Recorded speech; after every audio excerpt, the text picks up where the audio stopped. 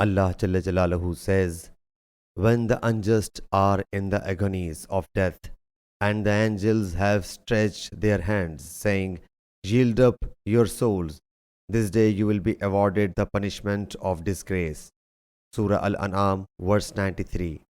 Al-Hawn is Al-Hawan, and Al-Hawn means tenderness. Allah Jalla Jalaluhu says, we will soon torment them twice, then they will be returned to a great torment.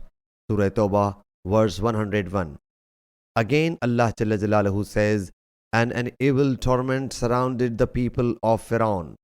The fire they are exposed thereto morning and evening, and the day when the hour shall come, it shall be ordered, cause the people of Pharaoh to enter the most grievous torment. Surah Al-Mu'min, verse 45-46.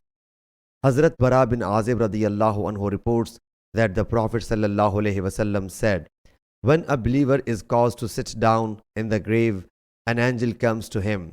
Then he testifies that there is no worthy of worship save Allah Jalla Jalaluhu, and Muhammad sallallahu alaihi wasallam is Allah's apostle.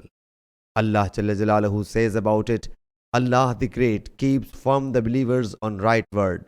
Surah Ibrahim, verse 27. Hazrat Gundar reports that Shoba has narrated us the same hadith and also said that the verse Yathbatullahu alladhina amanu was revealed about the torment in the grave. Sahih Bukhari, Hadith number 1369.